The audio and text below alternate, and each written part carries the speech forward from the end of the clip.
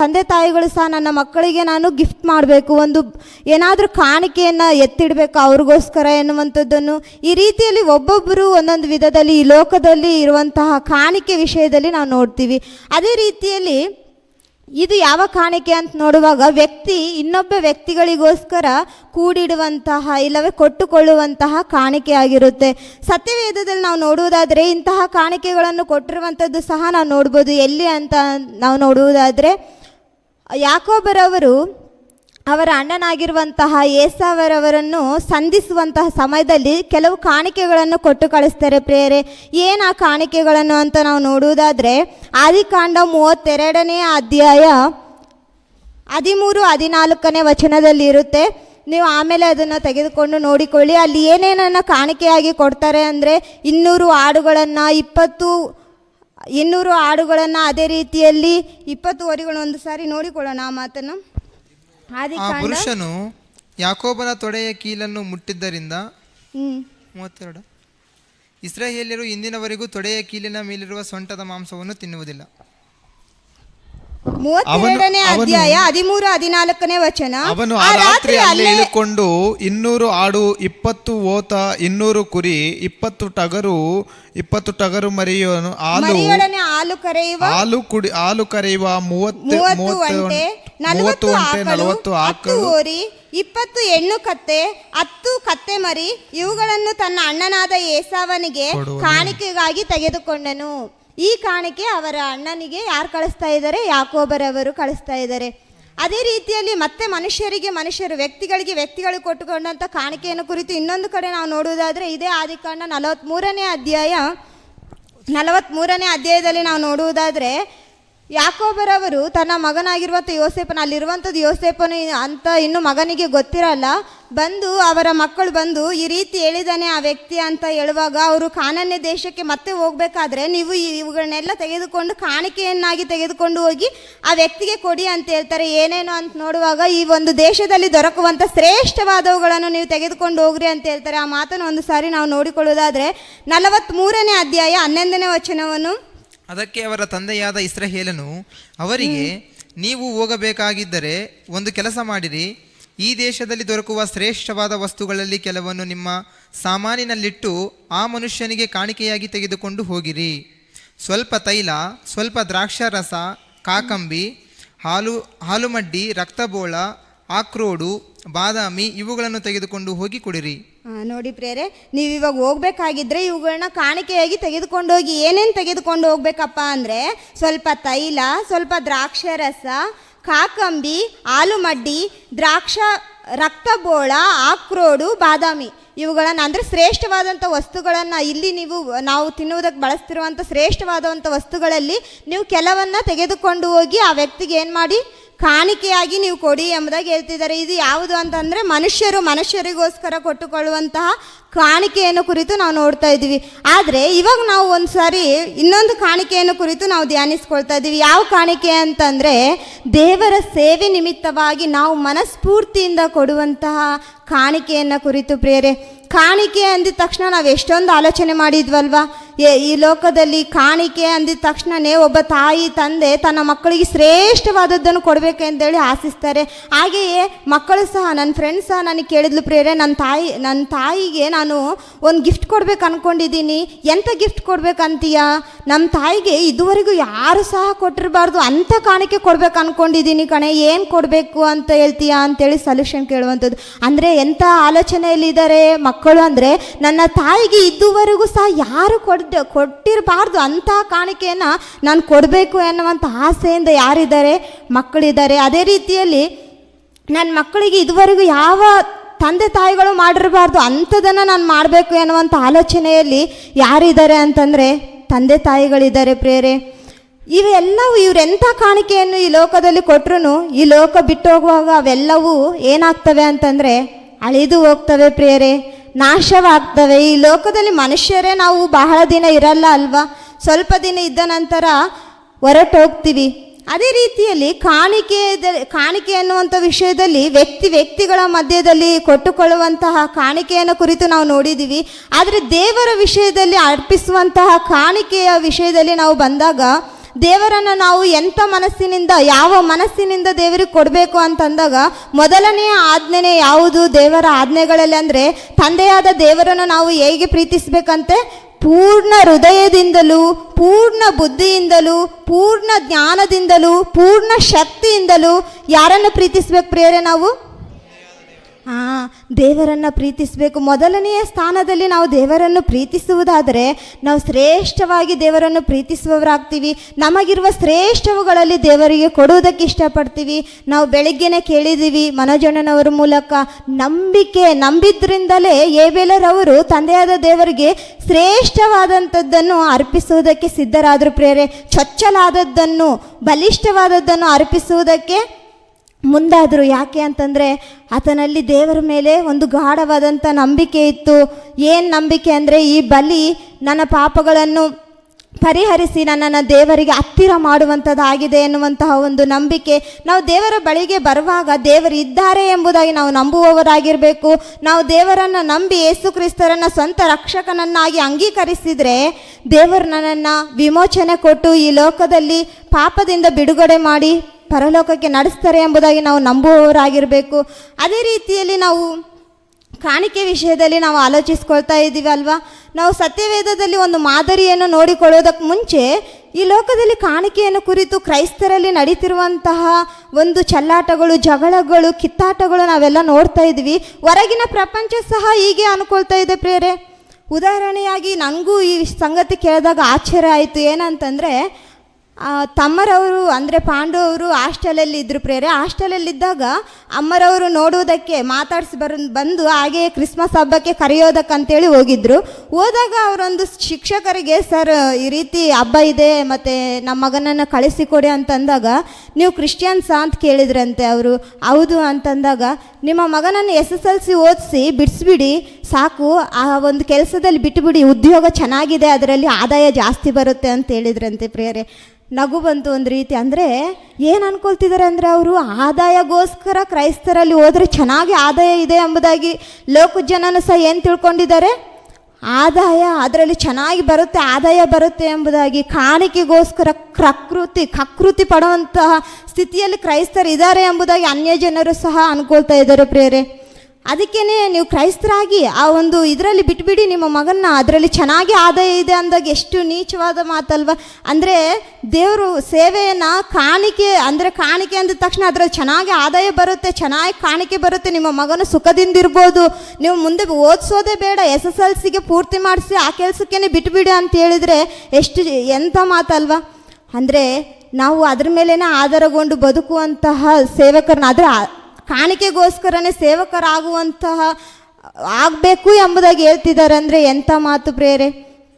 ಕಾಣಿಕೆಗೋಸ್ಕರ ಸೇವಕರಾಗುವಂಥದ್ದಲ್ಲ, ದೇವರ ಪ್ರೀತಿಯನ್ನು ಇದ್ದಿದ್ದ ಹಾಗೆ ಸಮಾಜಕ್ಕೆ ತಿಳಿಸುವುದಕ್ಕಾಗಿ ದೈವ ಸೇವಕರಾಗಬೇಕು ಎನ್ನುವಂಥದ್ದು ನಾವೆಲ್ಲರೂ ಜ್ಞಾಪಕದಲ್ಲಿ ಇಟ್ಕೋಬೇಕು.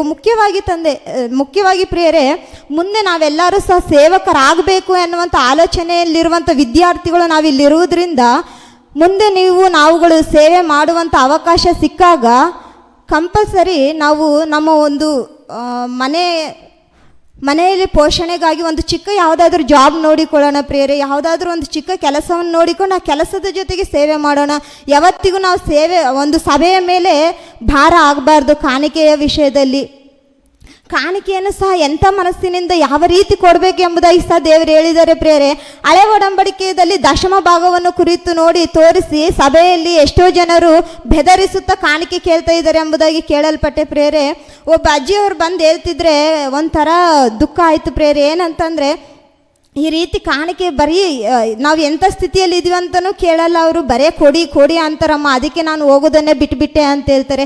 ಅಂದರೆ ನಾವು ಒಂದು ಬಲಾತ್ಕರಿಸಿ ಅವ್ರನ್ನ ದೇವರಿಂದ ದೂರ ಮಾಡುವಂತಹ ಸ್ಥಿತಿಗೆ ಹೋಗಬಾರ್ದು ಯಾವತ್ತಿಗೂ.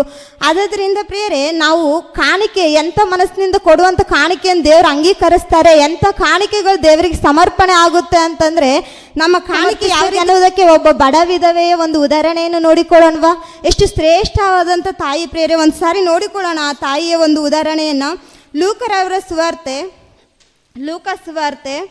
21ನೇ ಅಧ್ಯಾಯ 1 ರಿಂದ 4 ವಚನಗಳನ್ನು ಒಂದು ಸಾರಿ ನೋಡಿಕೊಳ್ಳೋಣ. ಯೇಸು ತಲೆ ಎತ್ತಿ ನೋಡಿ ಐಶ್ವರ್ಯವಂತರು ಕಾಣಿಕೆಗಳನ್ನು ಯೇಸು ಬೊಕ್ಕಸದಲ್ಲಿ ತಲೆ ಎತ್ತಿ ನೋಡಿ ಐಶ್ವರ್ಯವಂತರು ಕಾಣಿಕೆಗಳನ್ನು ಬೊಕ್ಕಸದಲ್ಲಿ ಹಾಕುವುದನ್ನು ಕಂಡನು. ಆಗ ಒಬ್ಬ ಬಡ ವಿಧವೆಯು ಬಂದು 2 ಕಾಸುಗಳನ್ನು ಹಾಕಲು ಆತನು ಅದನ್ನು ನೋಡಿ, ನಿಮಗೆ ಸತ್ಯವಾಗಿ ಹೇಳುತ್ತೇನೆ, ಈ ಬಡ ವಿಧವೆ ಎಲ್ಲರಿಗಿಂತಲೂ ಹೆಚ್ಚು ಹಾಕಿದ್ದಾಳೆ. ಹೇಗೆಂದರೆ ಅವರೆಲ್ಲರೂ ತಮಗೆ ಸಾಕಾಗಿ ಮಿಕ್ಕದ್ದರಲ್ಲಿ ಕಾಣಿಕೆ ಕೊಟ್ಟರು, ಈಕೆಯೋ ತನ್ನ ಬಡತನದಲ್ಲಿಯೂ ತನಗಿದ್ದ ಜೀವನವನ್ನೆಲ್ಲ ಕೊಟ್ಟು ಬಿಟ್ಟಳು. ನೋಡಿ ಪ್ರೇರೆ, ಆ ತಾಯಿ ಐಶ್ವರ್ಯವಂತರು ಬಂದಿದ್ದಾರಂತೆ ಅಲ್ಲಿ ತುಂಬ ಜನ. ಆ ತಾಯಿ ಎಂಥವ್ರಂದರೆ ಬಡವರು ಅಂತೆ. ಬಡವರ ಹತ್ರ ಎಷ್ಟಿರುತ್ತೆ ಪ್ರೇರೆ? ಕಮ್ಮಿ ಇರುತ್ತಲ್ವ, ಬರೀ 2 ಕಾಸು ಹಾಕಿದ್ದಾರೆ ಎಂಬುದಾಗಿ ಅಲ್ಲಿ ಪಾಯಿಂಟ್ ಮಾಡಿ ತೋರಿಸಿದ್ದಾರೆ. ಆದರೆ ಐಶ್ವರ್ಯವಂತರು ಎಷ್ಟೆಷ್ಟು ಹಾಕಿರ್ಬೋದು. ಆದರೆ ಇಲ್ಲಿ ಬಡ ಸ್ತ್ರೀಯನ್ನೇ ಕುರಿತು ನೋಡಿ ಪ್ರೇರೆ, ಈ ಬಡ ವಿಧವೆ ಎಲ್ಲರಿಗಿಂತಲೂ ಹೆಚ್ಚು ಹಾಕಿದ್ದಾಳೆ. ಹೇಗೆಂದರೆ ಅವರೆಲ್ಲರೂ ತಮಗೆ ಸಾಕಾಗಿ ಮಿಕ್ಕದ್ದರಲ್ಲಿ ಕಾಣಿಕೆ ಕೊಟ್ಟರು, ಈಕೆಯೋ ತನ್ನ ಬಡತನದಲ್ಲಿಯೂ ತನಗಿದ್ದ ಜೀವನವನ್ನೆಲ್ಲ ಕೊಟ್ಟು ಬಿಟ್ಟಳು. ತನಗಿದ್ದ ಜೀವನವನ್ನೆಲ್ಲ ಕೊಟ್ಟು ಬಿಟ್ಟಳು. ಇನ್ನೇನು ಇದನ್ನು ಕೊಟ್ಟರೆ ನನ್ನ ಜೀವನಕ್ಕೆ ತಿನ್ನೋಕ್ಕೂ ಸಹ ಏನೂ ಇಲ್ಲ ಎನ್ನುವಂಥ ಸ್ಥಿತಿಯಲ್ಲಿ ಆ ತಾಯಿ ಇದ್ದಾಗಲೂ ಸಹ ಆ ತಾಯಿ ಏನು ಮಾಡ್ತಾ ಇಲ್ಲ, ಮುಂದೆಯಿಂದ ಆಲೋಚನೆ ಮಾಡದೆ ನನ್ನ ದೇವರಿಗೋಸ್ಕರ ನಾನು ಕೊಡಬೇಕೆಂಬುದಾಗಿ ಪ್ರಥಮ ಸ್ಥಾನ ಹೃದಯದಲ್ಲಿ ಕೊಟ್ಟಿರುವುದರಿಂದ ಆ ತಾಯಿ ದೇವರಿಗೆ ಕೊಡುವುದಕ್ಕೆ ಮುಂದಾಗ್ತಾ ಇದ್ದಾರೆ. ಆದರೆ ಅಲ್ಲಿ ಐಶ್ವರ್ಯವಂತರು ಬಂದಿದ್ದಾರಲ್ವ, ಐಶ್ವರ್ಯವಂತರು ಅವ್ರ ಕಾಣಿಕೆಯನ್ನು ದೇವರು ಯಾಕೆ ಮೆಚ್ಚುತ್ತಾ ಇಲ್ಲ? ಅವ್ರು ಎಷ್ಟೆಷ್ಟು ಹಾಕಿದ್ರು ಗೊತ್ತಾ ಪ್ರೇರೆ? ಸ್ವಲ್ಪ ಹಾಕಲಿಲ್ಲ ಅವ್ರು ಬಹಳ ಹಾಕಿದ್ರಂತೆ. ಇನ್ನೊಂದು ಕಡೆ ಇರುತ್ತೆ, ನೋಡೋಣ ನಾವು ಅವ್ರು ಎಷ್ಟೆಷ್ಟು ಹಾಕ್ತಿದ್ರು ಎಂಬುದಾಗಿ. ಮಾರ್ಕನ ಸುವಾರ್ತೆ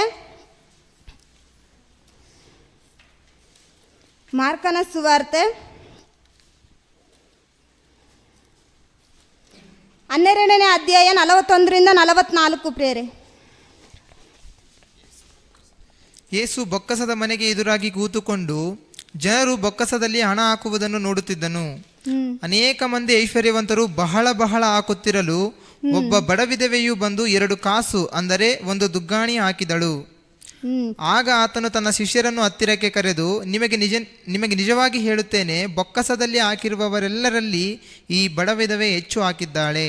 ನೋಡಿ ಪ್ರೇರೆ, ಅನೇಕ ಮಂದಿ ಐಶ್ವರ್ಯವಂತರು ಎಷ್ಟೆಷ್ಟು ಹಾಕ್ತಿದಾರಂತೆ? ಸ್ವಲ್ಪ ಅಲ್ಲ, ಬಹಳ ಹಾಕುತ್ತಿರಲು ಒಬ್ಬ ಬಡ ವಿಧವೆಯು ಬಂದು 2 ಕಾಸು ಅಂದರೆ 1 ದುಗ್ಗಾಣಿ ಹಾಕಿದಳು. ಆಗ ಆತನು ತನ್ನ ಶಿಷ್ಯರನ್ನು ಕರೆದು ಹತ್ತಿರಕ್ಕೆ ಕರೆದು ಹೇಳ್ತಿದ್ದಾರೆ ಪ್ರೇರೆ. ಏನಂತ ಅವರು ಅಯ್ಯಮ್ಮನ ತೋರಿಸಿ ಹೇಳ್ತಿದ್ದಾರೆ, ಆ ತಾಯಿಯನ್ನು ತೋರಿಸಿ, ನಿಮಗೆ ನಿಜವಾಗಿ ಹೇಳುತ್ತೇನೆ, ಬೊಕ್ಕಸದಲ್ಲಿ ಹಾಕಿದವರೆಲ್ಲರಲ್ಲಿ ಈ ಬಡ ವಿಧವೆ ಹೆಚ್ಚು ಹಾಕಿದ್ದಾಳೆ. ಹೇಗೆಂದರೆ ಎಲ್ಲರೂ ತಮಗೆ ಸಾಕಾಗಿ ಮಿಕ್ಕದ್ದರಲ್ಲಿ ಹಾಕಿದರು, ಈಕೆಯೋ ತನ್ನ ಬಡತನದಲ್ಲಿಯೂ ತನಗಿದ್ದದ್ದನ್ನೆಲ್ಲ ಹಾಕಿದಳು, ತನ್ನ ಜೀವನವನ್ನೇ ಕೊಟ್ಟು ಬಿಟ್ಟಳು. ನೋಡಿ ಪ್ರೇರೆ, ದೇವರಿಗೆ ಯಾವಾಗಲೂ ಬಲಾತ್ಕಾರದಿಂದಾಗಲಿ ದುಃಖದಿಂದಾಗಲಿ ನಾವು ಕೊಡುವಂಥ ಕಾಣಿಕೆ ಇಷ್ಟ ಆಗಲ್ಲ. ನಾವು ಯಾವಾಗಲೂ ಸಹ ಸಭೆಗೆ ಬರುವಂಥವ್ರನ್ನ ಫೋರ್ಸ್ ಮಾಡಬಾರ್ದು. ಮುಂದೆ ಸೇವಕರಾಗುವಂಥ ಪ್ರತಿಯೊಬ್ಬರಿಗೂ ಏನಂತಂದರೆ, ನಾವೇ ಇನ್ನೂ ಸಭೆಯಲ್ಲಿ ಯಾರಾದರೂ ಅಂಥ ಸ್ಥಿತಿಯಲ್ಲಿ, ಬಡ ಸ್ಥಿತಿಯಲ್ಲಿ, ಇಲ್ಲವೇ ಒಂದು ರೀತಿಯಲ್ಲಿ ಕಷ್ಟದಲ್ಲಿ, ಊಟವಿಲ್ಲದಂಥ ಸಂದರ್ಭದಲ್ಲಿ ಅಂತಹ ಸ್ಥಿತಿಯಲ್ಲಿದ್ದರೆ ನಾವೇ ಅವ್ರನ್ನ ಕೊಟ್ಟು ಇನ್ನು ನೋಡುವಂಥವ್ರು ಆಗಿರಬೇಕು ಹೊರತು ಅವರಿಂದ ಕಸಿದುಕೊಳ್ಳುವಂಥ ಬಾಚಿಕೊಳ್ಳುವಂಥ ಆಲೋಚನೆಯಲ್ಲಿ ನಾವು ಇರೋದು ಬೇಡ ಪ್ರಿಯರೇ. ಆದ್ದರಿಂದ ದೇವರು ನಮ್ಮನ್ನು ಎಚ್ಚರಿಸ್ತಿರುವಂತಹ ಮಾತು ಏನಂತ ನೋಡುವಾಗ, ಕಾಣಿಕೆಯನ್ನು ಯಾವಾಗಲೂ ಸಹ ತುಂಬ ಜನ ತೋರಿಸುವಂತಹ ಕಾಣಿಕೆ ದಶಮ ಭಾಗವನ್ನು ಕೊಡದಿದ್ದರೆ ನೀವು ಸತ್ತೋಗ್ತೀರಾ, ನೀವು ನಾಶವಾಗ್ತೀರಾ, ನೀವು ಕೊಲೆಗೆ ಈಡಾಗ್ತೀರಾ ಎಂಬುದಾಗಿ ನಾವು ಕೇಳಲ್ಪಡ್ತಾ ಇದ್ದೀವಿ ಅಲ್ವಾ. ಬೆದರಿಸ್ತಾ ಇರ್ತೀವಿ ಕ್ರೈಸ್ತರಲ್ಲಿ. ಆ ರೀತಿ ಬೆದರಿಸುವಂಥದ್ದು, ಎದುರಿ ಎನ್ನುವಂಥದ್ದನ್ನೇ ನೋಡ್ತಾರೆ ಪ್ರಿಯರೇ. ನಾವು ಯಾವಾಗಲೂ ದೇವರಿಗೆ ಹೃದಯದಲ್ಲಿ ಪ್ರಥಮ ಸ್ಥಾನ ಕೊಡಬೇಕು. ಪ್ರಥಮ ಸ್ಥಾನ ಕೊಟ್ಟಾಗಲೇ ನಾವು ದೇವರಿಗೆ ಶ್ರೇಷ್ಠವಾದದ್ದನ್ನು ಸಹ ಕೊಡುವುದಕ್ಕಾಗುತ್ತೆ. ನಾವು ಅನೇಕ ವಚನಗಳನ್ನು ನಾವು ನೋಡ್ತಾ ಇರ್ತೀವಿ. ಹಳೆ ಒಡಂಬಡಿಕೆಯಲ್ಲಿ ಯಾಜಕ ಕಾಂಡದಲ್ಲಿ, ಅರಣ್ಯ ಕಾಂಡದಲ್ಲಿ ಮತ್ತು ಲೇವಿ ಕಾಂಡ ಅಂದರೆ ಯಾಜಕ ಕಾಂಡದಲ್ಲಿ, ಅದೇ ರೀತಿಯಲ್ಲಿ ಲೇವಿಯರಿಗೆ ದಶಮ ಭಾಗವನ್ನು ಕುರಿತು ಯಾರಿಗೆ ಕೊಡಬೇಕು ಎನ್ನುವಂಥ ಕ್ವಶನ್ ತುಂಬ ಜನಕ್ಕೆ ಇರುತ್ತೆ ಅಲ್ವಾ. ಇದೊಂದು ವಿಷಯ ತಿಳಿದುಕೊಂಡು ನಾವು ಮುಗಿಸ್ಕೊಳ್ಳೋಣ. ದಶಮ ಭಾಗ ಲೇವಿ ಗೋತ್ರದವರಿಗೆ ಇಸ್ರಾಯೇಲ್ಯರು ಕೊಡಬೇಕಿತ್ತು. ಇಸ್ರಾಯೇಲ್ಯರು ಅಂತಂದರೆ ಯಾರು ಅಂತ ನಮಗೆ ಕ್ವಶನ್ ಇರೋದಾದರೆ, ಭಕ್ತನಾದ ಅಬ್ರಹಾಮರು ನಮಗೆಲ್ಲರಿಗೂ ಗೊತ್ತಲ್ವಾ. ಭಕ್ತನಾಗಿರುವಂಥ ಅಬ್ರಹಾಮನ ಮಗನು ಇಸಾಕರವರಿಗೆ ಹುಟ್ಟಿರುವಂಥ 2 ಮಕ್ಕಳಲ್ಲಿ ಯಾಕೋಬನು ಚಿಕ್ಕ ಮಗನು. ಆ ಮಗನಿಗೆ ದೇವರು ಆಶೀರ್ವಾದಿಸಿ ಆ ಮೋಸಗಾರ ಎನ್ನುವಂಥ ಯಾಕೋಬ ಎನ್ನುವಂಥ ಹೆಸರನ್ನು ತೆಗೆದು ಇಸ್ರಾಯೇಲ ಅಂದರೆ ಮನುಷ್ಯರ ಸಂಗಡಲು ಹೋರಾಡಿ ಗೆದ್ದಂಥ ಮನುಷ್ಯ ಎನ್ನುವಂಥ ಹೆಸರನ್ನು ಕೊಟ್ಟು, ಆ ಹೆಸರನ್ನು ಕೊಟ್ಟ ನಂತರನೇ ಆತನಿಗೆ ಇಸ್ರಾಯೇಲ್ ಎಂದು ಹೆಸರು ಬರುತ್ತೆ. ಆತನ ಹೊಟ್ಟೆಯಲ್ಲಿ ಹುಟ್ಟಿರುವಂಥ 12 ಜನ ಮಕ್ಕಳಿಗೆ ಇಸ್ರಾಯೇಲ್ಯರು ಎಂಬುದಾಗಿ ಹೆಸರು ಬರುತ್ತೆ. ಆ 12 ಜನ ಇಸ್ರಾಯೇಲ್ಯರಲ್ಲಿ ಒಬ್ಬರು ಲೇವಿಯರು ಪ್ರಿಯರೇ. ಲೇವಿಯರು ಅಂದರೆ ಆರೋನನ್ನು ಸಹ ಅದೇ ಇದರಲ್ಲಿ ಬರ್ತಾರೆ ಪ್ರಿಯರೇ. ಅವ್ರನ್ನ ದೇವರು ಆರಿಸ್ಕೊಂಡು ಅವರಿಗೆ ಒಂದು ಯಾಜಕ ಉದ್ಯೋಗವನ್ನು ಕೊಡ್ತಾರೆ. ಈ ಒಂದು 11 ಗೋತ್ರದವರಾದಂಥ ಇಸ್ರಾಯೇಲ್ಯರು ಅವರಿಗೆ ದಶಮ ಭಾಗವನ್ನು ಕೊಡಬೇಕಾಗಿರುತ್ತೆ. ಯಾಕೆ ದಶಮ ಭಾಗ ಕೊಡಬೇಕು ಅವರು ಲೇವಿಯರಿಗೆ ಅಂತ ಅಂದರೆ, ಯೆಹೋಶುವರವರು ಅವ್ರನ್ನ ಕಾನಾನ್ ದೇಶಕ್ಕೆ ನಡ್ಸ್ಕೊಂಡು ಹೋಗ್ತಾರೆ ಅಲ್ವಾ. ಕಾನಾನ್ ದೇಶಕ್ಕೆ ನಡ್ಸ್ಕೊಂಡು ಹೋದ್ಮೇಲೆ, ಕಾನಾನ್ ದೇಶ ಅವರು ಸೇರಿದ ಮೇಲೆ, ಅಲ್ಲಿ ಮುಟ್ಟಿದ ಮೇಲೆ ಅವರಿಗೆ ಸ್ವಾಸ್ಥ್ಯವನ್ನು ಹಂಚಿಕೊಡ್ತಾರೆ ಪ್ರಿಯರೇ. ಭೂಭಾಗಗಳನ್ನು, ಆಸ್ತಿಯನ್ನು ಹಂಚಿಕೊಡ್ತಾರೆ. ಆದರೆ ಆ ಭೂಭಾಗಗಳಲ್ಲಿ ಯಾವುದೇ ಸ್ವಲ್ಪವನ್ನು ಸಹ ಲೇವಿಯರಿಗೆ ಕೊಡುವುದಿಲ್ಲ. ಲೇವಿಯರಿಗೆ ಬರಬೇಕಾದಂಥ ಆಸ್ತಿಯನ್ನು ಒಂದು ಚೂರು ಏನು ಭಾಗವನ್ನು ಕೊಡುವುದಿಲ್ಲ. ಯಾಕಂದರೆ ದೇವರು ಅವ್ರನ್ನ ಪ್ರತ್ಯೇಕಿಸಿಕೊಳ್ತಾರೆ. ಇವರು ನನ್ನ ಯಾಜಕ ಉದ್ಯೋಗವನ್ನು ನಡೆಸಬೇಕು. ಇವರಿಗೆ ಯಾರು ಕೊಡಬೇಕು ಅಂತಂದರೆ ಇಸ್ರಾಯೇಲ್ಯರಲ್ಲಿ 11 ಗೋತ್ರದವರು ಇನ್ನು ಯಾರಾದರೂ ಇದ್ದಾರಲ್ಲ, ಇವರೆಲ್ಲರೂ ಸೇರಿಬಿಟ್ಟು ಲೇವಿಯರಿಗೆ ದಶಮ ಭಾಗ ಕೊಡಬೇಕು. ಯಾಕೆ ಕೊಡಬೇಕು? ನ್ಯಾಯ ಇದೆ ಅಲ್ವಾ. ಯಾಕಂದರೆ ಅವರು ತಮ್ಮ ಆಸ್ತಿಯನ್ನು ಬಿಟ್ಕೊಟ್ಟಿದ್ದಾರೆ, ತಮಗೆ ಬರಬೇಕಾದಂಥ ಪಾಲನ್ನು ತ್ಯಾಗ ಮಾಡಿದ್ದಾರೆ. ಆದ್ದರಿಂದ ನಿಮಗೆ ಜಾಸ್ತಿ ಬಂದಿದೆ. ಇವಾಗ ಅವ್ರು ಬಿಟ್ಕೊಟ್ಟಿದ್ರಿಂದ ನಿಮಗೇನಾಗಿದೆ, ಬರಬೇಕಾದ್ರಲ್ಲಿ ಸ್ವಲ್ಪ ಜಾಸ್ತಿ ಬಂದಿದೆ. ಅದರಲ್ಲಿ ನೀವು ಏನು ಮಾಡಬೇಕು? ಇವರು ಯಾವುದೇ ರೀತಿಯಲ್ಲಿ ಕೆಲಸಕ್ಕೆ ಹೋಗೋಂಗಿಲ್ಲ, ಏನು ಮಾಡೋಂಗಿಲ್ಲ. ಅವರು ಸಂಪೂರ್ಣವಾಗಿ ದೇವರ ಕೆಲಸದಲ್ಲೇ ಇರಬೇಕು, ಯಾಜಕ ಉದ್ಯೋಗದಲ್ಲೇ ಇರಬೇಕು, ಪ್ರತ್ಯಕ್ಷ ಗುಡಾರದಲ್ಲಿ ಸೇವೆ ಮಾಡ್ತಾನೆ ಇರಬೇಕು. ಅವರಿಗೆ ಯಾರು ಕೊಡಬೇಕು? ಇಸ್ರಾಯೇಲ್ಯರು ಕೊಡಬೇಕು. ಯಾಕಂತಂದರೆ ಅಲ್ಲಿ ಕೆಲಸ ಮಾಡ್ತಿರುವಂಥದ್ದು ಲೇವಿಯರು ಕೆಲಸ ಮಾಡ್ತಾ ಇದ್ದಾರೆ. ಅವರು ಸ್ವಂತ ಉದ್ಯೋಗ ಏನೂ ಇಲ್ಲ. ಅದರಿಂದ ಇವರು ಕೊಡಬೇಕಾಗಿತ್ತು. ಅಲ್ಲಿ ದೇವರು ಅದಕ್ಕಾಗಿ ನನ್ನದರಲ್ಲಿ ಕದ್ದುಕೊಳ್ಬೇಡ್ರಿ, ನೀವು ಕಾಣಿಕೆ ಇಲ್ಲದೆ ಸನ್ನಿಧಿಯಲ್ಲಿ ಕಾಣಿಸ್ಕೊಳ್ಬಾರ್ದು, ನೀವು ಕೊಡಲೇಬೇಕು, ಅವ್ರಿಗೆ ಕೊಡಲೇಬೇಕಂತ ರೂಲ್ ಇತ್ತು ಪ್ರಿಯರೇ. ಆ ರೂಲ್ ಯೇಸು ಕ್ರಿಸ್ತರು ಹೊಡೆದಾಕಿದ್ದಾರೆ. ಈಗ ನಮಗೆ ಕೊಟ್ಟಿರುವಂಥದ್ದು ಏನಂತ ನೋಡ್ಬೇಕು, ಕಾಣಿಕೆ ಕೊಡಬಾರ್ದು ಅಂತಲ್ಲ, ಕೊಡಬೇಕು. ಆದರೆ ಎಷ್ಟು ಕೊಡಬೇಕು, ಇಷ್ಟು ಕೊಡಬೇಕು, ಅಷ್ಟು ಕೊಡಬೇಕಂತ ಹೊಸ ಒಡಂಬಡಿಕೆಯಲ್ಲಿ ಯಾವುದೇ ಒಂದು ರೂಲ್ ಕೊಟ್ಟಿಲ್ಲ. ಆದರೆ ಹೇಗೆ ಕೊಡಬೇಕು ಎನ್ನುವಂಥದ್ದನ್ನು ಮಾತ್ರ ಹೇಳಿದ್ದಾರೆ ಪ್ರಿಯರೇ. ಯಾವ ರೀತಿ ಕೊಡಬೇಕಂದ್ರೆ ಮನಸ್ಸಿನಲ್ಲಿ, ಹೃದಯದಲ್ಲಿ ನಿರ್ಣಯಿಸಿಕೊಂಡ ಪ್ರಕಾರ ಕೊಡಬೇಕು. ಅದೇ ರೀತಿಯಲ್ಲಿ ದುಃಖದಿಂದಾಗಲಿ ಬಲಾತ್ಕಾರದಿಂದಾಗಲಿ ಸಹ ಯಾರು ಕೊಡಬಾರ್ದು. ಪೂರ್ಣ ಹೃದಯದಿಂದ ಕೊಟ್ಟು ದೇವರ ಮನಸ್ಸನ್ನು ಗೆಲ್ಲುವಂಥವರಾಗಿರೋಣ. ದೇವರಿಗೆ ಪ್ರಥಮ ಸ್ಥಾನವನ್ನು ಕೊಟ್ಟು ನಮ್ಮ ಹೃದಯದಲ್ಲಿ ದೇವರಿಗೆ ಮೊದಲನೇದಾಗಿ ಪ್ರಥಮ ಸ್ಥಾನ ಕೊಟ್ಟು, ಅದೇ ರೀತಿಯಲ್ಲಿ ನಮಗೆ ಕೊಡುವಂಥ ಕಾಣಿಕೆ ಸಹ ದೇವರ ಸೇವೆ ನಿಮಿತ್ತವಾಗಿ ಉಪಯೋಗವಾದರೆ, ಒಬ್ಬ ಪಾಪಿ ಬದಲಾದರೆ ಅದರಲ್ಲಿ ನಮಗೂ ಸಹ ಪಾಲಿರುತ್ತೆ ಅನ್ನುವಂಥ ಆಲೋಚನೆಯಿಂದ ನಾವು ಕೊಡುವವರಾಗಿರೋಣ ಎಂಬುದಾಗಿ ಹೇಳುತ್ತಾ ಕಣ್ಣುಗಳನ್ನು ಮುಚ್ಚಿಕೊಳ್ಳೋದಾದರೆ ಪ್ರಾರ್ಥನೆ ಮಾಡಿಕೊಂಡು ಮುಗಿಸಿಕೊಳ್ಳೋಣ. ನಮ್ಮನ್ನು ಅತ್ಯಧಿಕವಾಗಿ ಪ್ರೀತಿ ಮಾಡುವಂತಹ ಪ್ರೀತಿಯುಳ್ಳ ಪರಲೋಕದಲ್ಲಿರುವ ನಮ್ಮ ತಂದೆಯೇ, ನಿಮಗೆ ಸ್ತೋತ್ರಗಳು, ವಂದನೆಗಳು, ಕೃತಜ್ಞತೆಗಳಪ್ಪ. ಇದುವರೆಗೂ ನಿಮ್ಮ ಮಾತುಗಳನ್ನು ಧ್ಯಾನಿಸಿ ಅದೇ ರೀತಿಯಲ್ಲಿ ಕೇಳಿ ಮರೆತು ಬಿಟ್ಟು ಹೋಗುವವರಾಗಿರದೆ ಅಪ್ಪ, ಕೇಳಿದ್ದನ್ನು ನೆನಪಿಟ್ಟುಕೊಂಡು ಅನುಸರಿಸುವುದಕ್ಕೆ ನಮ್ಮೆಲ್ಲರಿಗೂ ಸಹಾಯನ ಮಾಡಿ ಎಂಬುದಾಗಿ ಪ್ರಾರ್ಥಿಸುತ್ತಾ ಈ ಎಲ್ಲ ಪ್ರಾರ್ಥನೆಯನ್ನು, ವಿಜ್ಞಾಪನೆಯನ್ನು ಯೇಸು ಕ್ರಿಸ್ತರ ಮುದ್ದಾದ ನಾಮದಲ್ಲಿ ನಿಮಗೆ ಸಮರ್ಪಿಸ್ತಿದ್ದೀನಪ್ಪ ತಂದೆಯೇ. ಧನ್ಯವಾದಗಳು.